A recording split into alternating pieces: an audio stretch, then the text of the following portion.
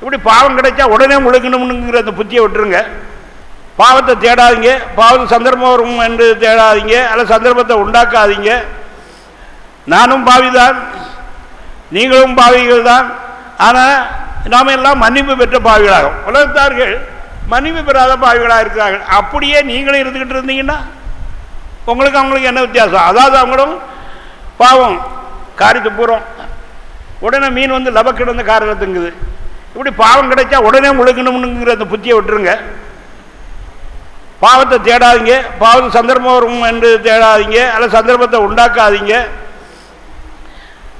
தேவனுடைய பரிசுத்த நாம ஸ்தோத்திரம்னா பாவம் மகாபெரிய சக்தி, அதாவது தீசு சாத்தானை போல இருக்கு. சாத்தானை விட என்ன என்ற சாத்தான் இதைத்தான் ஆதாரமாக கருவியாக வைத்து மனிதனை தன்னுடைய அண்டரில் கொண்டு வருகிறான், அடிமைகளாக ஆக்குறான். அது குறித்து எச்சரிக்கையாக இருக்க வேண்டும். தேவனுடைய கட்டளையை மீறுவதே பாவம், நியாயப்பிரமாணத்தை மீறுவதே பாவம். ஒருவர் நன்மை செய்ய அறிந்தவனாக இருந்தால் செய்யாமல் போனால் அதற்கு அது அவனுக்கு பாவமாகும். பாவங்கிறதுக்கு பல விளக்கம் வேதாந்தத்தில் கொடுக்கப்பட்டிருக்கிறது. தேவனுடைய பரிசுத்த நாம ஸ்தோத்திரம் உண்டாவதாக. நாம் எல்லாம் தேவனுடைய மனிதர்கள் அல்லவா? தேவனுடைய சித்தத்தை செய்ய நாம் தீர்மானிப்போமாக. தேவனுடைய சித்தம் வேதத்தை வாசிக்கிறது, ஜெபம் பண்ணுகிறது, தேவனை ஆராதிக்கிறது, தேவனுக்கு பிரியமாக வாழ்கிறது, தேவன் கட்டளையிட்ட உணர்த்தினாத உடனே செய்கிறது, நன்மை செய்வது.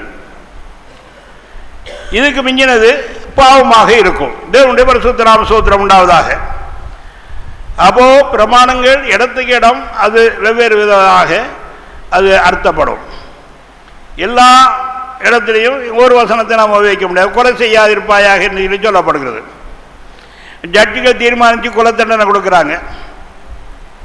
இராணுவத்துக்கு மக்கள் போகிறாங்க, கிறிஸ்தவர்களும் போகிறாங்க. இப்போ எதிரி இராணுவத்தை சுட வர்றான். அப்போது இந்த இடத்துல கொலை செய்யாதுங்கிற பிரமாணத்தை அவங்க கடைப்பிடிக்க முடியாது. இப்போ கண்டிப்பாக சுடத்தான் செய்யணும். ஒருவேளை எதிர்பார்ட்டிலையும்